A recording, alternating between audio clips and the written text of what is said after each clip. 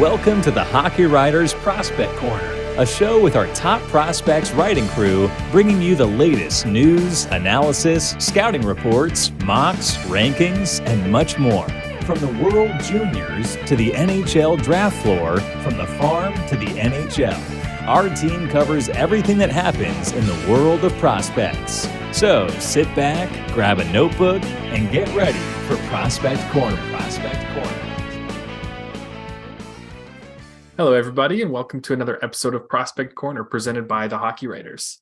Today, we're going to be taking a look at some of the top prospects in the 2023 NHL Draft and beyond, some other prospects as well, and pitting them against each other one-on-one to see who comes out higher in our eyes. We're all just going to take our turns debating between two prospects, and you'll understand it real quick if that was too confusing, because I feel like I made it more confusing than it is. Anyway, I'm your host, Logan Horn, and today I'm joined by my co-hosts Matvei, Zator, and Peter Baracchini. Peter, how are you doing this fine evening? Doing great. Obviously, we're in not playoff mode, but we're getting into playoff mode, but we're also in prospect mode as well. So you know what, the profiles are coming out, and draft coverage has already begun at the Hockey Writers. So it's really exciting. Absolutely, full swing now. We know the NHL announced the date for the draft lottery. I believe it's May 8th. So it's coming up quick. It's like a month and a half away, and we'll know who's getting Connor Bedard. Matt, how are you doing? I said fine evening, but people can watch this whenever they want. So how are you doing this fine morning? Whatever time of day it is. Whenever you're watching. I'm doing great. Like Peter said, we got draft coverage going. I already got 2 profiles written up, and actually quite a few out on the Hockey Writers already. So take a look. It's right. It's getting right into it. So having fun already. And the draft is coming up quick. I mean, yes, it's in June, but we're already end of March or close to the end of March. So it's coming up. Yep, just a couple months left. Oh, awesome. So I guess let's get right into this. As I mentioned, we're going to be pitting 2 prospects against each other. We'll start off with a lot of the top prospects for the 2023 NHL Draft. And I'm just going to start off with the big one, the biggest debate kind of going on right now at the top of the draft, at least in scouting circles. Who knows what NHL GMs are talking about, because it's a bit of a different argument there. But I'm going to start with you, Matt. Who's the better prospect? Who would you take second overall? You could take this whichever direction you like, whatever argument you like. Matvei Michkov or Adam Fantilli? Well, there's all that stuff. We've talked about it in the past with Michkov, of what the stuff that's happening with him, with his contract and all that stuff. But that aside, looking at both players here as talent level, skill level of what they do, it's a really tough one. I mean, you're looking at 2 different players. Yes, they're both different types of players. I mean, Michkov's that dynamic goal scorer, that one-shot guy that will score a ton of goals in the NHL when he gets here. And you got Fantilli, who's that all well-rounded centerman and you got 2 different positions too. You got Michkov's a winger, Fantilli's a centerman. So you're kind of, we have that debate of which one to pick when you're rebuilding. Fantilli would be the one. For me, if I was in the position of looking at, Bedard's gone, you're looking at who's next. I'd go Fantilli just because of the fact of how more well-rounded and the fact that he's a centerman, and his size and the way he's been dominating at a level that, the NCAA is a pretty tough league to dominate in. And he was my first profile that I wrote. So it's pretty fresh in my mind of how he is. And the guy is just amazing. I mean, he's got so many points already at the college level. And like I said, it's not an easy league to score in at his age. I mean, he's not like 20, 25 or 22 in his senior year in college when most guys kind of peak at that point. He's putting up, I mean, if he stays in the NCAA, I don't know if he will.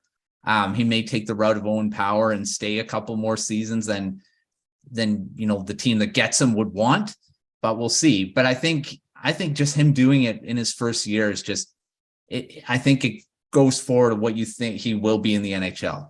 And Michkov's doing a heck of a time in the KHL too. But if I was in the position of a GM, I just look at his well-rounded game and the fact that he can do so much. He's not one-dimensional. I mean, he can score in different ways. And so if I was a GM at this point, I'd go Fantilli just because of that, just how well-rounded of a player he is. Yeah, I mean, that's a totally fair argument. There's plenty of arguments to be made either side. So I'm curious, Peter, what are your thoughts? Matvei Michkov or Adam Fantilli? What are your thoughts?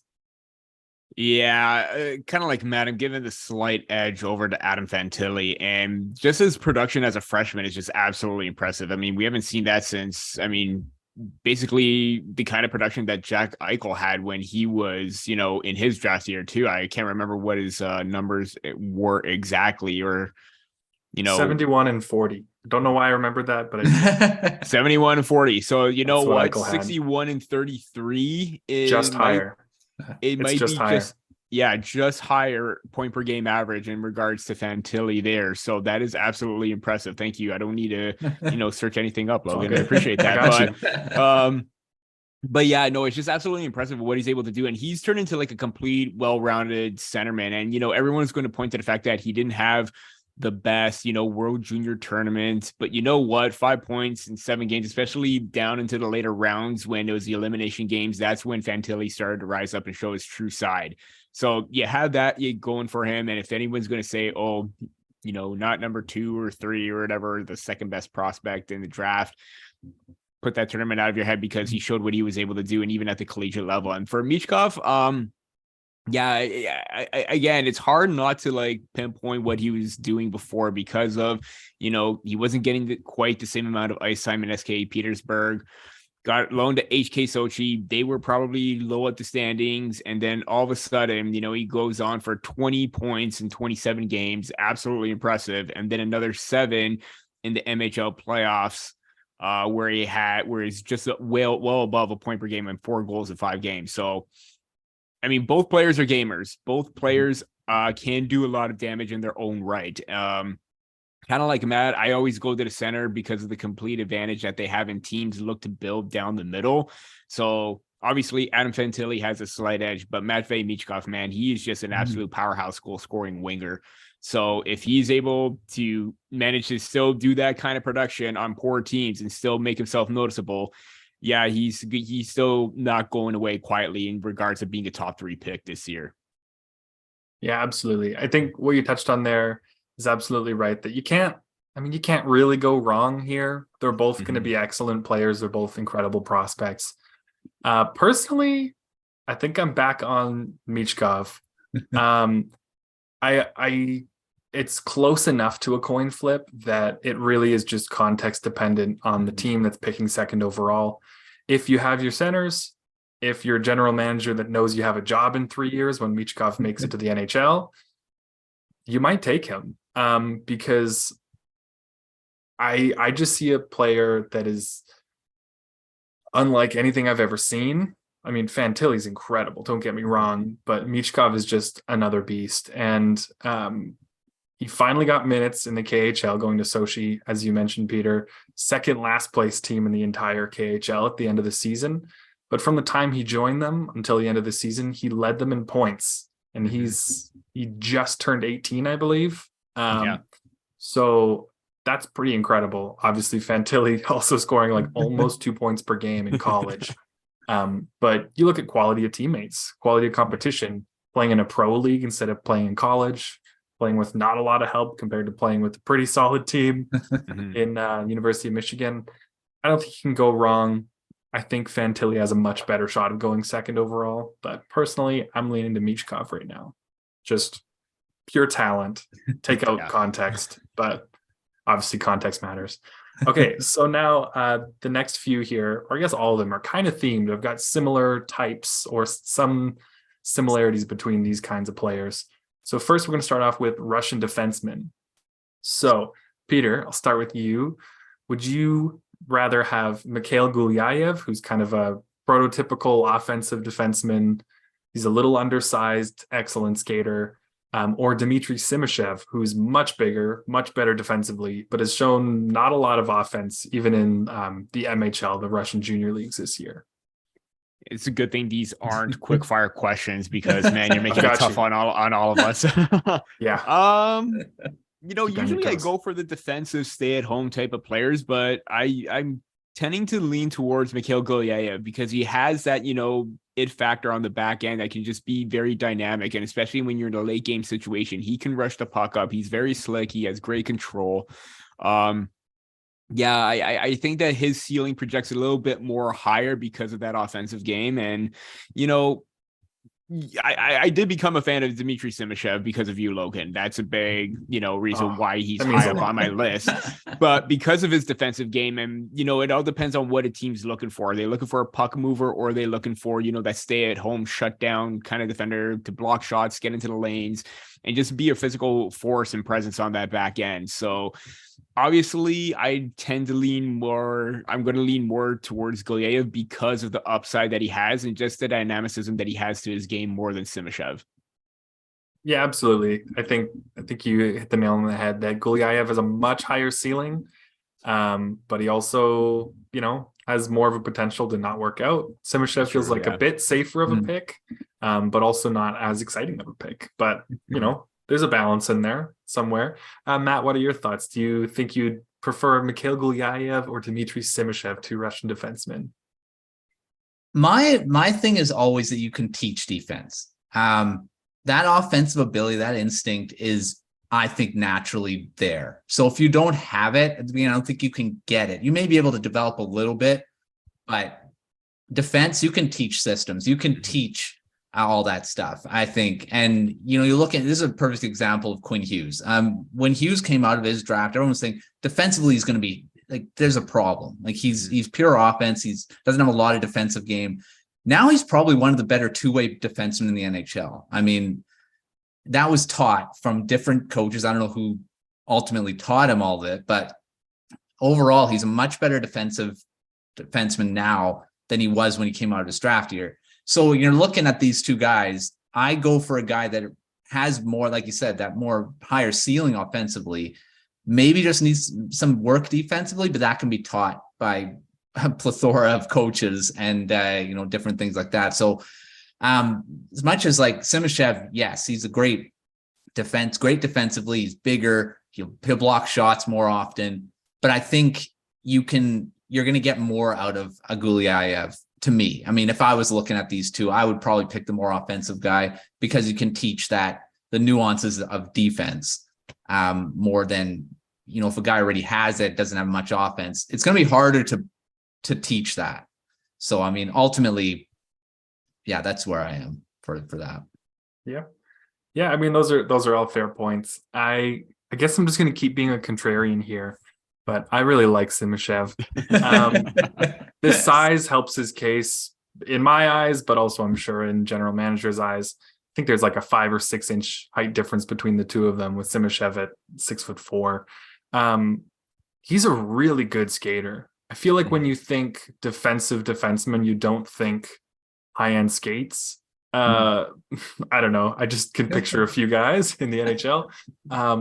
But he's excellent. He's very smooth. He's always in control, and he's got great gap control, defending the rush, and a really long reach. So that helps him out too. But I also think that the offense, I think there's more to his offense than he's shown. There's a lot of offensive defenseman types on his MHL team in Russia this year. And so he's had very little power play time, very little time as kind of a primary offensive weapon. And when you've got 19-year-olds that the organization is trying to kind of like groom to be ready for their KHL squad, they don't care about the 17, 18-year-old who, might not be quite as gifted offensively. So I think that's a little bit of a part of it. Definitely Gulyayev has more offensive potential. I think Simashev, just the two-way game there, I'm a slightly bigger fan of, but it's close. And I think both of them are going to go a lot higher on draft day than a lot of people expect, just because Russia has kind of been out of the spotlight in the hockey world over the last year and a half. So I think there's going to be a lot of Russians going in the first round that people didn't expect. That's just a guess, though. Okay, so my next theme here is undersized American forwards. So Matt, I'll start with you. Jayden Perron of the Chicago Steel in the USHL, or Gavin Brindley with the University of Michigan? Who do you think? Who do you like more? This one was the toughest of all the ones that we've been looking at here, because of the fact that I love these types of players, and it's hard to choose between the two because they're both so similar in what they are. And I mean, Brindley, obviously he's on the better team. I mean, wait, they're both good teams. Chicago Steel is a ridiculously good team in the USHL. They're like the University of Michigan of the USHL. The USHL. Yep. So I mean, they're both on great teams, so you can't really separate them there. I'm going, when I was looking at both these guys, I'm going towards Brindley because he's a lot more shifty to me, although Perron has that too. See, this is what I mean. There's just so much. It's very smaller things. I'll take both. Okay. No, but and I'll go Brindley on this one because of he's a little bit more, I don't want to say that maybe he's a little more tenacious than Perron. But I mean, that's the biggest thing I see in between them. They're both very highly skilled, undersized guys. And I think both are going to be really good in the NHL.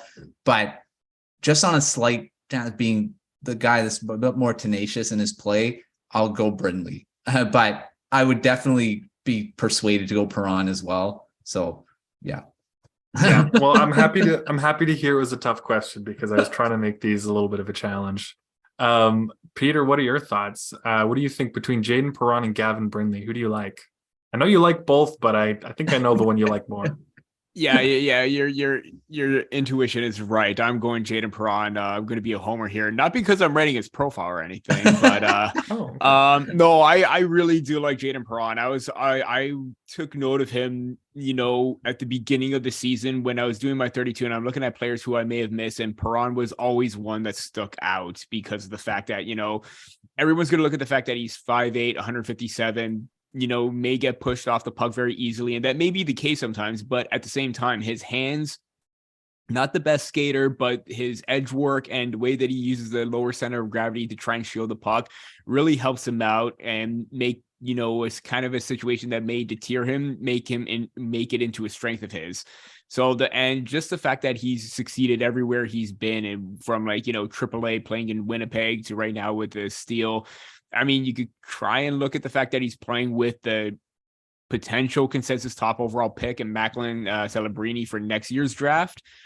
That may have something to do with the fact, but you know what? He's still managing to find the open lanes and draw players in. Like, he's got very smarts, great IQ overall, and that's why I'm picking Perron. Not to say that Brindley doesn't have that, but Perron has been able to do that consistently throughout the whole entire season. I'm just drawn to what he's able to do on a nightly basis. Yeah, absolutely. I mean, this might be the perfect question. You guys both covered everything I needed there. I find it's like when you're an undersized, skilled forward, it feels like kind of you're in the top 6 or bust in the NHL. If that's your game, you're the skilled guy who needs to play in the top 6. Either it works out or it does not. And there are not a lot of players under 5'10" scoring in the NHL. And so I think I'm leaning Gavin Brindley because I feel pretty confident that even if he doesn't make it as a top 6 skill guy, which he has the skill for, he has the game for, I also think his speed, his skating, and his just insane compete level would make him a solid bottom 6 center or winger wherever he is needed. I think he's got a little more versatility there. And so there's more opportunity for him in the NHL, I think. But it's tight. I like both of his players a lot. And I think they're both worthy of a first round selection, which means neither of them will be taken in the first round. It's kind of how that goes these days. Usually, especially maybe one of them. Who knows? Yeah, size is huge. Yeah. I see Brindley has a lot of Connor Garland in him, I think.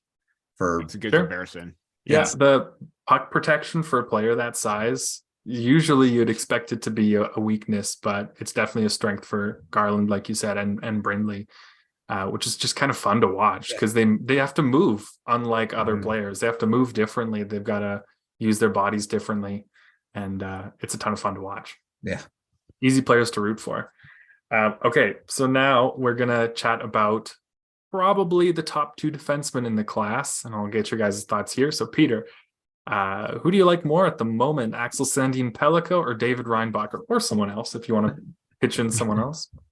No, it's David Reinbacher, and just the way that he showed his composure and poise at the World Junior Championships, and even like at the senior level of where he's playing right now, it's absolutely impressive how just composed that he is when he's on the ice. He doesn't panic. He shows great, smarts, awareness in any situation, moves the puck very well for his size, kind of similar to Simashev as well. But that overall game that he has right now, we talked about how Simashev's offensive game may not be as high compared to that of Gulyayev or even Sandin Pellikka, but Reinbacher is definitely up there where he can be a solid two-way presence where he can get 40, possibly 50 points a season down the line. Again, this is all projection based on what his potential can be, but I think he's going to be a very steady, not even top four, maybe top pairing defenseman that you look for. And especially if I believe he is a right-handed shot defenseman,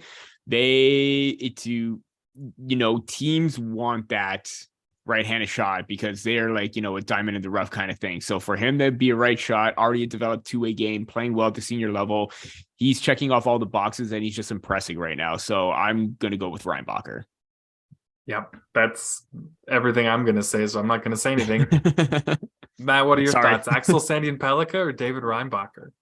So this is a tough one too, because I love both these guys and I'd love both of them on my team. But if I have to choose between the two, I'd go Reinbacher as well. I think he's going to be a top 10 pick because, yes, he kind of looked like he was going to be in the 15-ish, but I think a team's going to take him in the top 10, maybe even higher. You never know, right? Because the fact of his size, that's just a big thing. You're looking at all these defensemen. Yes, there are undersized defensemen in the NHL, but a lot of them are at least like 6'1", 6'2". They're not those. There is quite a few that are the 5'11s. Guys like Quinn Hughes, guys like, I'll say Hughes because he's just in the spotlight right now lately. But yeah, Reinbacher just has that size, two-way game. He can dominate, just because of his ability to be offensively and defensively solid. Pellikka's, I think, more going towards the offensive side. And I think he is smaller. I think he's at the 5'11", right? 5'10". Mm-hmm. Yeah. So, Reinbacher thinks can project as, like Peter said, more of a top pairing defenseman. I think Pellikka is going to be a top 4, but I don't think he'll be a top pairing guy. He may be on the cusp on a team that may not have a true number 1. He may be playing there, but Reinbacher's going to be, I think, top pairing on any team in his prime. So just the fact, like Peter said, two-way game, his size and his ability to just play that great in both ends of the ice, it's going to make the choice for me to pick him because I think he just has more of a higher ceiling in both areas of the game. Yeah, absolutely. I agree with you guys. I think Reinbacher's the pick at this point. I think he's starting to pull away as the top defender here. Just that two-way game success in a good pro league. Mm. Like, it's different. It's not the same situation, but look at Mason McTavish played part of his draft year in Switzerland. You can compare some numbers offensively. And obviously, McTavish is a center. He's going to score more points per game, but it's not the easiest league to score in. And Reinbacher's got 20, 22 points, something like that, as a teenage defenseman who's worked his way into a top 4 role, which is just wildly impressive. And I think his two-way game is going to make him pretty reliable, give him a good shot at very least success in the AHL next year, possibly even a shot at a training camp, depending on the team that drafts him. So I'm a big Reinbacher fan. You guys have known that for a while now, though. Okay, so we've got one more here before moving on to quick fire questions. And that is, I want you guys to pick between two large wingers. One of them's 6'1", so it's not that large. Two bigger wingers with really good shots, pretty good goal scoring here. Colby Barlow and Matthew Wood. Very different players, but those shots are impressive. And nobody really knows where to place him at this point. So, Peter, I'm going to come to you again here. Colby Barlow or Matt Wood? What do you think? Yeah, Nothing against Matthew Wood, but this is an easy one for me, and that's Colby Barlow. I don't understand why, like, especially out there in the public sphere where maybe Barlow isn't getting as much love or there's a lot of hesitation around his game. And I just don't understand why, because he's got the size, the awareness to attack, come back, help out. He could do it all in any situation. And, there was one clip that I recently just saw where it's right off a face-off, puck goes in, he goes in on the forecheck, creates a turnover, gets open, and then scores the opening goal just like seconds into the game. And, that's the kind of work ethic. That's the kind of mentality that you want to see from a top-line goal-scoring winger. And I don't know why there's so much hesitation to his game, because he can, open things up, make himself available, draw players in. Even obviously he's known as a shooter, but he can still make a really great, timely, crisp pass and finding the crossings. And even so, he's having a very strong developing two-way game as well. So for me, it's Colby Barlow at this point. I thought I just should put that out there because I've been a big fan of his since, dating back to last season. Again, another torrid goal scoring pace this season in his draft year. So I'm going to pick him.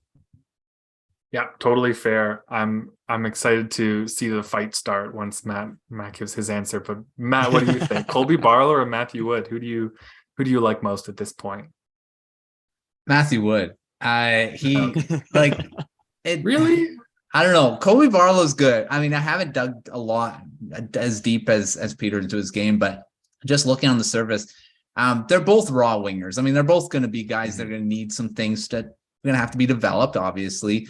But I think Matthew Wood just has, and here I'm going to the college side because Wood's playing in the NCAA, a higher league. And he's putting together one of the better seasons since like Jonathan Taves when he was 17, 18 and near a point a game. And he's one of the younger guys. I think he may be the youngest guy in the NCAA right now. Yeah, he is. And he's putting up points like he's in his like sophomore or senior year. He's got size. He's got probably one of the more lethal shots in the draft right now. He's going to be that one-shot scorer, and a lot of comparisons to Tage Thompson. I mean, not just because they played at the University of Connecticut. They're both playing, or Thompson played there too. But, his shot reminds me a lot of Tage Thompson's shot. And Thompson took Thompson took a bit to develop in the NHL to what he is right now. And now he's just, most of the time when he shoots, it goes in. And so, I mean, I think Wood's going to end up being that type of player. You probably won't see it right off the bat, but I just love his upside, just goal scoring. I mean, Barlow, I think, is probably going to be pretty good too, but I think ultimately Wood's going to have the better higher ceiling overall.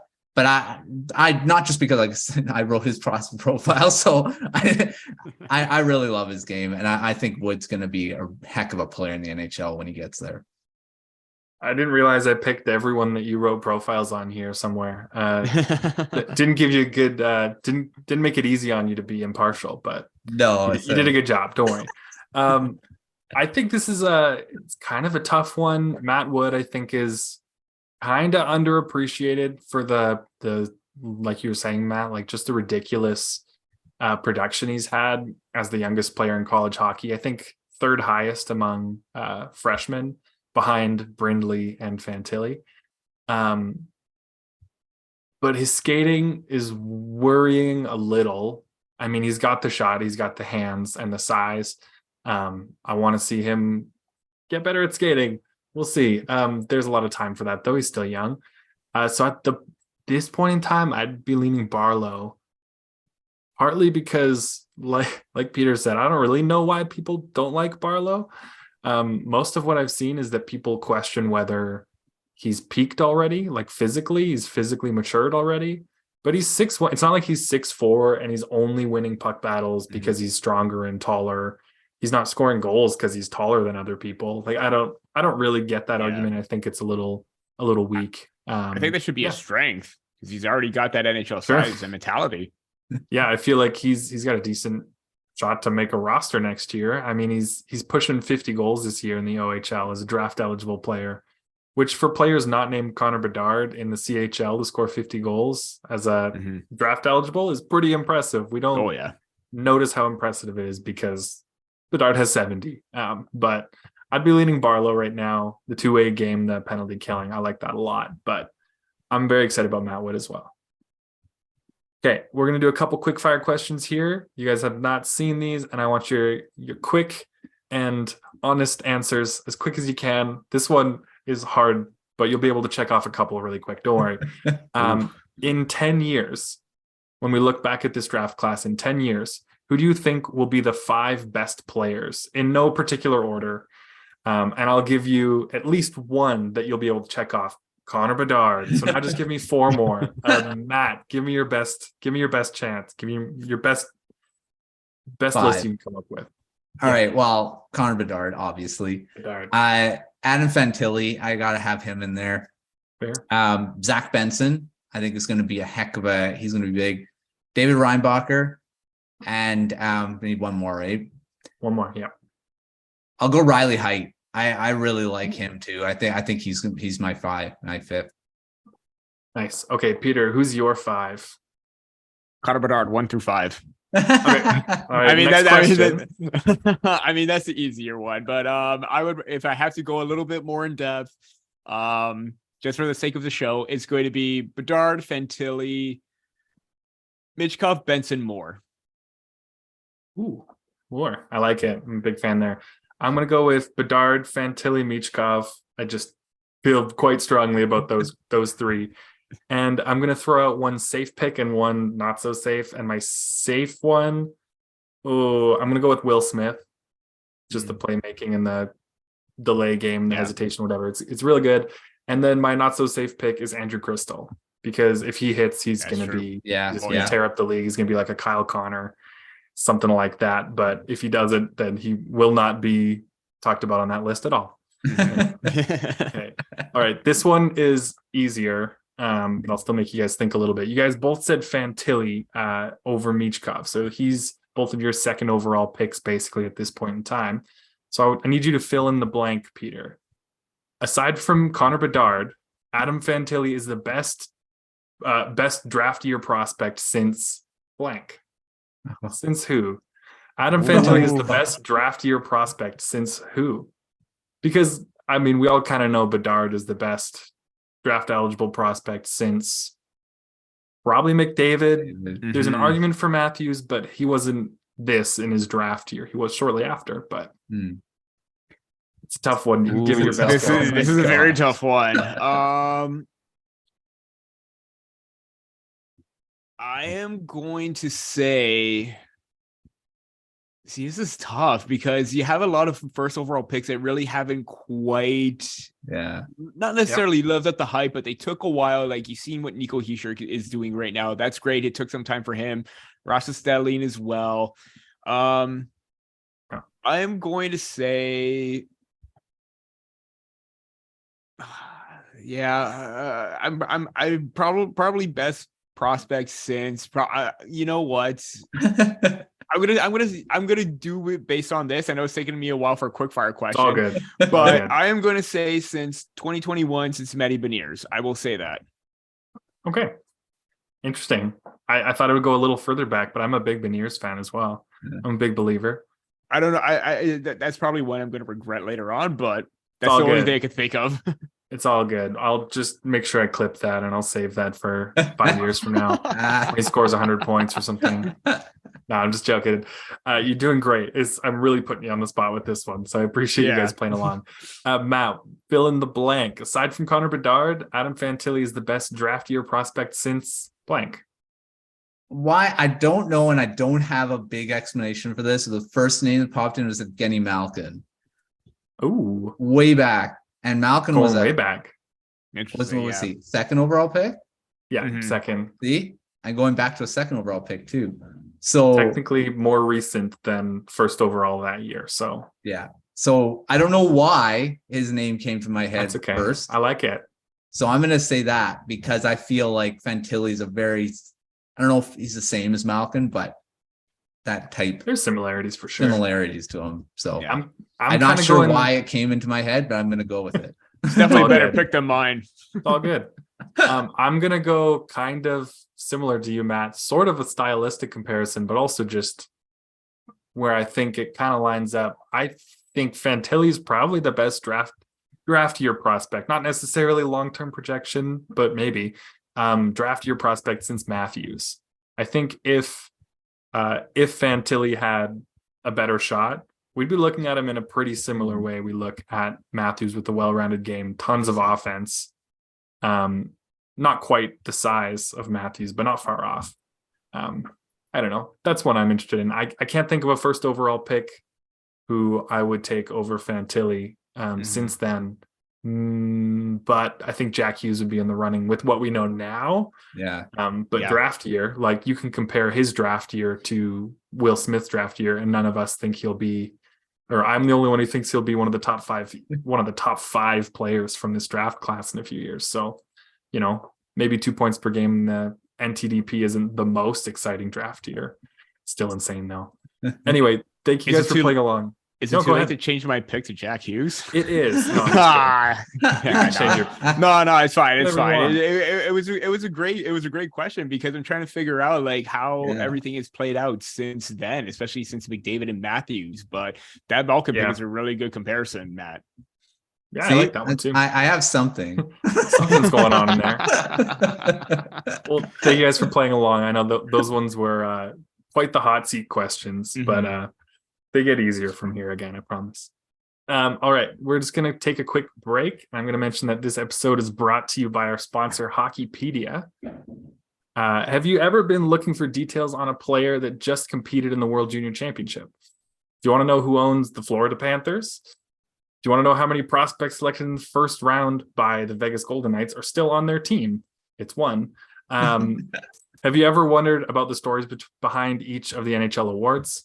If you're interested in these or any other hockey-related questions, make sure you check out and bookmark the Hockey Writers Hockeypedia, an ever-growing collection of hockey resources that is invaluable to any fan looking for information.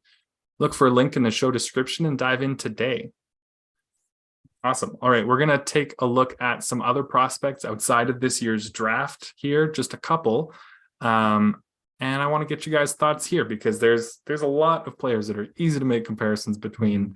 A lot of these are from last year's draft, or the first two here will be. So the first one I'll start off with, the drama of the first round of the draft last year. Shane Wright, who was the consensus first overall pick for most of the 3 years leading up to his draft, ended up falling all the way to fourth overall. He wasn't even the first centerman taken in the draft.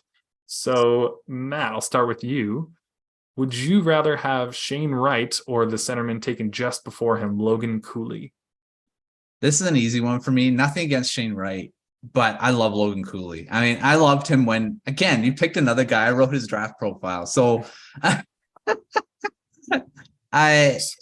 he's just proven what I said in the profile, what he's going to become. And it hasn't become that in the NHL, obviously, but he's trending towards what I think he will be. And that's a dominant two-way centerman that's able to score, defend, be a shutdown center, win faceoffs, do all that for the team. I'm not saying that Shane Wright will eventually do that, because he's got a lot of the same type of qualities, but I just find like Cooley just has so much more that I think he's going to end up doing in the NHL. And the Arizona Coyotes just got a heck of a center, top line center for the future, because Cooley, you'd have to do a lot to convince me that Cooley's not better than Shane Wright at this point. So, I mean, I'm going Cooley all the way. I mean, nothing against Shane Wright, but I just think Cooley's just going to be such a much better two-way difference maker for the Coyotes in the future. Yeah, I mean, it was a tough question leading up to the draft. Having so much build up, talking about Shane Wright being first overall made it hard to think of anyone else. So it was a surprise at first, but the longer it's gone on, the more it's kind of made sense, possibly. Shane Wright's still an incredible prospect on his own, but lots can change before you get into the NHL. So who knows? Peter, what are your thoughts? Shane Wright or Logan Cooley? Who do you think is the better prospect? Yeah, and I know that during the draft year we were like saying that Shane Wright was the better prospect, and then how Logan Cooley was closing the gap. I think right now we're seeing Logan Cooley overtake Shane Wright, and you know what? That's okay, because you know what? This is what development and what scouting is all about. You get to see the trends of certain players and what's working and what's not. And nothing against Wright as well, because of the fact that he does play a more defensively reliable game, but Cooley plays a two-way game as well, but he's more offensively driven and has that intensity, tenacity, sort of like Gavin Brindley had when we were talking about between him and Perron.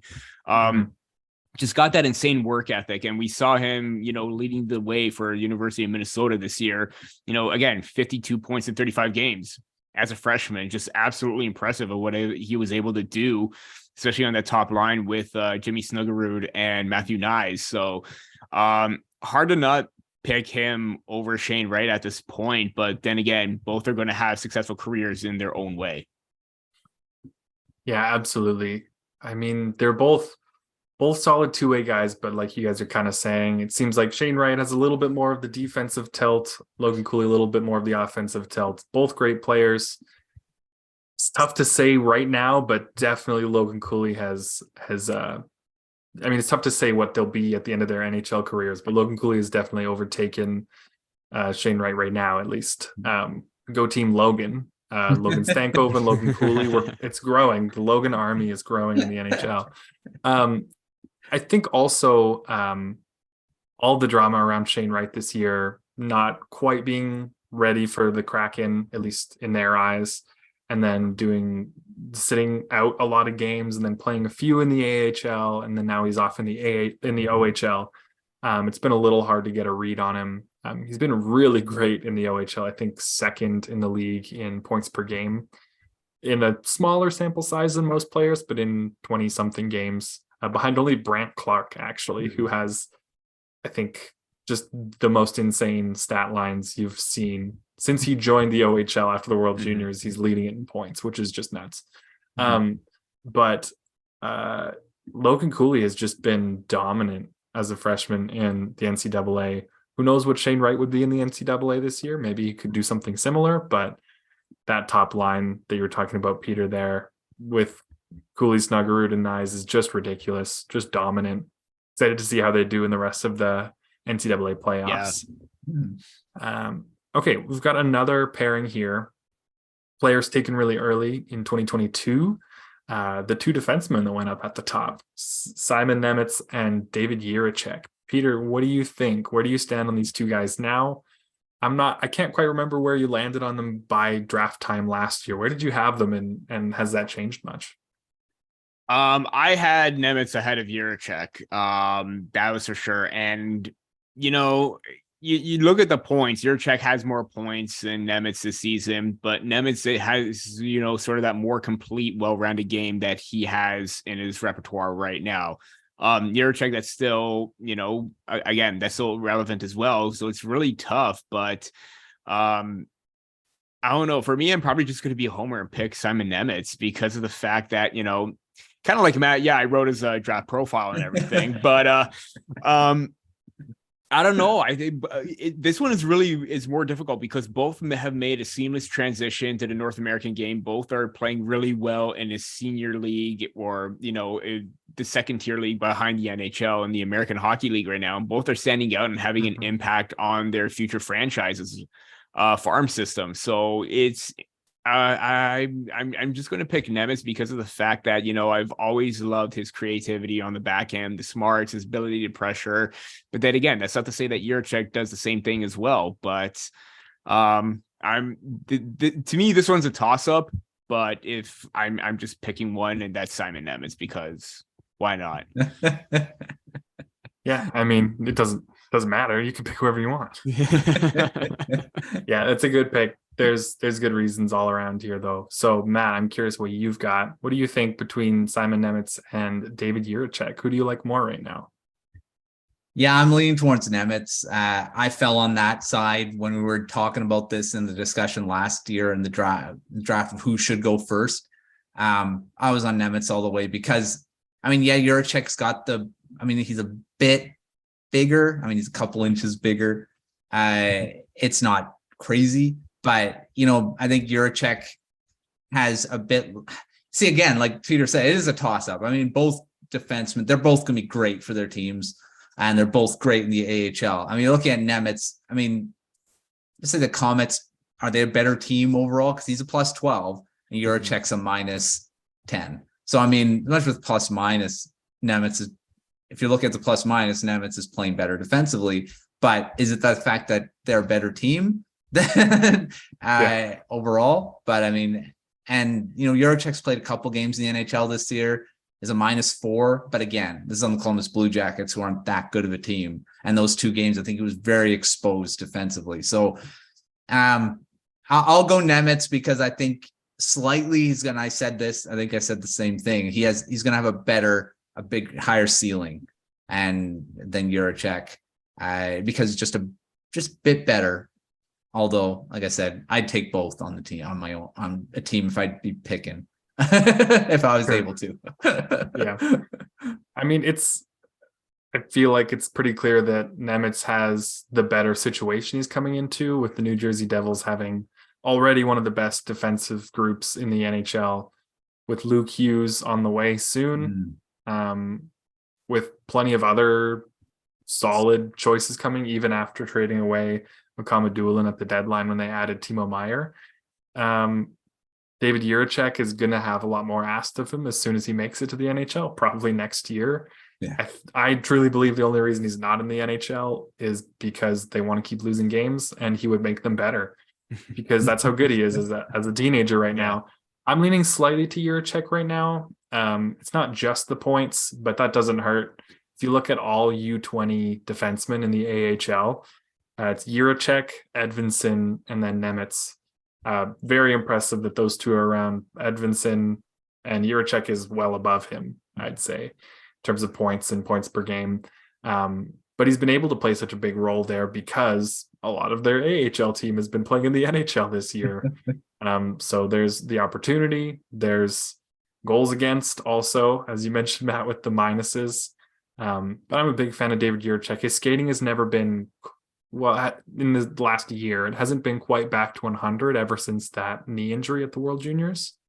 And in the lead up to the draft, I was getting a little worried about that.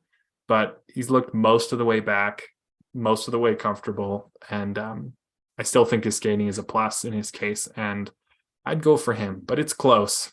They're not far off. So I've got just one more here. And I've changed it slightly, I think, since the last time you guys saw it, but it's not going to make it much harder. Don't worry. I promise. It might, though, actually. It's not a one-on-one anymore. It's a one-on-one-on-one-on-one. So we're looking at the top goaltending prospects right now. So at first, I think I had Jesper Wallstedt and Sebastian Cossa. Might have not even had that in the version I sent to you guys, but it doesn't matter because you're going to do it now. So which goaltender would you most like to have, I guess, in your farm system or something like that? Jesper Wallstedt, Dustin Wolf, Yaroslav Askarov, or Sebastian Cossa? It's a little all over the place. Askarov has played in the NHL this year. He's been excellent in the AHL. Wallstedt has been great in the AHL. Wolf is dominating the AHL, but doesn't have the typical NHL size. And Cossa has been okay in the AHL, but he has 10 straight wins in the ECHL and like a .950 save percentage in those games, which is just kind of nuts, but very different leagues. Matt, what are your thoughts? Which of those 4 goaltending prospects do you like the most? I know you recently wrote something on this. I'll leave that to you to mention though. I was going to say, if you read my update to the goaltending prospects rankings, you'll know who I'll pick, and that's Dustin Wolf. He took over top spot from Jesper Wallstedt from the last time I updated this list. And just what Wolf's done in the AHL has just been insane. Since he started in that league, he's just dominated it. And this season, I didn't think he could get better, but he has. And he barely has lost a game. His goals against average is like ridiculously low. His save percentage is ridiculously high. In a league that is pretty tough to be a goaltender in, because all these players are, I mean, a lot of them are NHL players. So you're playing against guys that can play in the NHL or, that are close. So, I mean, you're looking at a pretty tough league, and he's dominating it. He's being stopped. I think he should be in Calgary right now, but because he is technically the Calgary Wranglers. He's in the Calgary Wranglers, but he should be in with the Flames. I agree. NHL.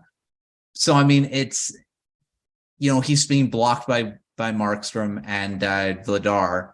So I don't know when he's going to be in the NHL. He should be there already. But to me, I would love Wolf in my system if I was a team.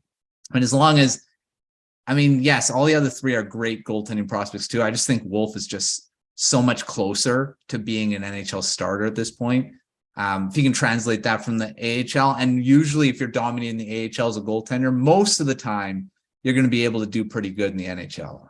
So, just looking at the past for goaltenders. So, yeah, I'm going Wolf, and long story short. Yeah, no, I totally get it. When I was putting this question together, I was picking all the, high draft pedigree guys, the guys that went in the first round and stuff. But it's gotten pretty hard to ignore Dustin Wolf. I'll read out a couple of his numbers as of the time of recording in the AHL. His record is 36-9-2. His save percentage is .930. He has 6 shutouts and a 2.17 goals against. Yeah. Most of those numbers are the best in the entire league. And he's been incredible, probably worthy of at very least a backup spot in the NHL this year. Hopefully he gets that next year. I hope he gets a shot. Peter, what are your thoughts? Which top goaltending prospect do you like the most? Wallstedt, Wolf, Askarov, Cossa? Someone else? I was going to say Wallstedt, but then again, the season that, Dustin Wolf is having, how can you not, put him up top? And especially considering the fact that, we're talking about Askarov, Wallstedt, and Cossa, who are first round picks. Dustin Wolf wasn't drafted until the 7th round in 2019. And that's getting close to the end of the draft where, he's probably, panicking, not going to hear his name called or anything like that. And then, probably have to go through the redraft as well, unless, a team doesn't sign him. But it's hard to not pick him based on the numbers that you read out and, based on mass description. I'm not going to stay long on this, but hopefully at some point, you are looking at the future goaltender for the Calgary Flames right now. And, he's 6 feet. He doesn't have, the size that Wallstedt has, but he definitely has the athleticism, the mobility, and the, lateral movements and great rebound control that definitely makes him a starter. Yeah, it's tough to do better than Wolf. Wallstedt isn't far behind, I would say, just because he's like a robot out there. Mm-hmm. Like he's just so locked in and just positionally sound to the highest degree you could imagine. Mm-hmm. And he's probably the person on this list that I'm most confident will become a good NHL starter. But Dustin Wolf, I don't know. It's just the ceiling is crazy right now. Like the ceiling truly is UC Saros, who's like the benchmark right now for 6 feet tall goaltenders in the NHL. And you look at some of Saros's AHL numbers when he came over from Finland and started playing in the AHL, and he was just dominant. Kind of similar numbers. I think he had what's the numbers? 920 save percentage in 38 games, 29-8-0 record. And then the next year he was the backup to Pekka Rinne. So not too dissimilar numbers, not too dissimilar size and styles. That's the dream. If you're a Flames fan, the dream is that Wolf makes it and that he's got a Saros level impact, which is to say Vezina caliber impact, which would be kind of wild to go from Markstrom, who's at least had one Vezina caliber year in Calgary, straight to Wolf if he turns into that. But there's a lot of time to go. I want to mention one other guy that Devin Levi is another guy that another seventh round pick as well. Yeah. And just signed with the Buffalo Sabres. And I got some heat for where I put him on that list. A lot of people thought he should have been in where Wolf was. So he's been insane in college hockey the last couple of years. So it'll be interesting to see if he can translate that likely in the AHL in the next 8-9 months. But Buffalo needs a good goalie. So if he can figure that out quick, I'm sure they'll fast track that as much as they can. Okay, so I've just got a couple quick fire questions here, and then we'll move on to our prospects of the week and wrap up the show. So one of these is one that I just kind of cut for time, and you don't need to think too hard into it, but I'm thinking undersized defenseman with just an absurd amount of offense. and this one might actually be hard, but just go with your heart. Peter, I'll come to you first. Olen Zellweger or Lane Hutson? Wow, yeah, I'm definitely going with my heart on this one, and that's Olen Zellweger. I was a big fan of his last season. The season before that, I've been a big fan of his this season. He continues to impress, and just again, the production that he does or the rate that he's on is just absolutely insane. And he was one of Canada's go-to defensemen, especially at the World Juniors. So I'm gonna pick Olen. Nice. And Matt, what do you think? Olen Zellweger or Lane Hutson? I'm wondering, did you write the prospect profile for one of these guys? Yes, I wrote the prospect profile for Lane Hutson, who is my pick. He's having an insane season in the NCAA. 14 goals, 47 assists, and he just continues to be on highlight reels. I've seen him multiple times on Twitter for playing for Boston University, and this is as a freshman doing this as a defenseman and an undersized defenseman. So, I mean, he's just insane. I don't know why he went in the second round. Montreal's got a gem. He's going to be their top. And I'm going to say it right now, and you can take this clip. He's going to be a top pairing defenseman in the NHL. So and he's going to put up 50 points a season. And so Hutson for me. Yeah. I mean, it wouldn't take much convincing either way to get me to pick someone, but I'm leaning Hutson as well. It's just like unprecedented for someone to score this score like this. Like he's got higher points per game in his draft plus 1 year than everyone. Like Adam Fox, Cale Makar, Quinn Hughes. Offense is not everything, but it is a lot. So I'm leaning that way. Both these guys have a little ways to go before they're in the NHL, but I'm excited for both. Okay, and then my other quick fire question is just more broad, simpler here.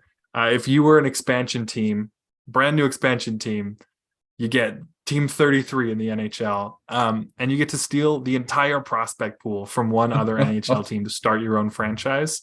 Not players, not young core that's in the NHL, just prospects that aren't on the NHL squad. You get to steal their prospect pool. Who do you take it from, Matt? Which NHL team are you stealing from? Holy. Buffalo Sabres. I'm going to take Sabres. Yeah. That's a good one. Lots of the guys are in the NHL, but there's still plenty of talent all over the world. A lot. Yeah, and there's goalies, defensemen, forwards. It's a solid pick, solid one. Peter, what do you think? If you had to steal the prospect pool of any one team to start your own, who would you steal from? It's a good thing that you elaborated on, not just prospects and playing already, because I would have picked the Anaheim Ducks. Sure. But it's a good thing that you said farm system, because of the fact that, it is who they have. And I'm going to pick the New Jersey Devils because, they still have Alexander Holtz. You have Simon Nemec. You have Luke Hughes coming up. You have a lot of great quality names. There's also Seamus Casey, Daniil Orlov.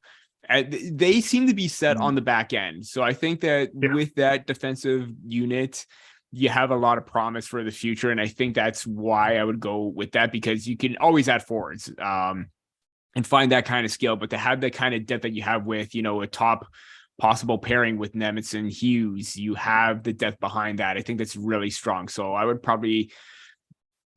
I'm going you should always go based on, quantity and not based on need or like the skill kind of thing. But I'm going with what they have. And that's, they got great quantity on the back end for a solid defensive future.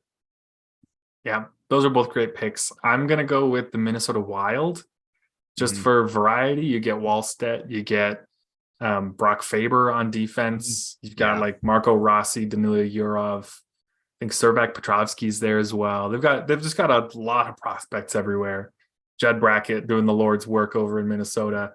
And so that'd be my pick. But there's no wrong answer unless you said the New York Islanders. I don't know. Yeah, that's probably the worst answer you could have given. But what's funny is the Seattle Kraken is not the worst, and they're an expansion team. They should be. They are an expansion. That's true. Yeah. We could have actually low key, but I was close to picking them because they got a lot of variety of prospects in their system. Sure.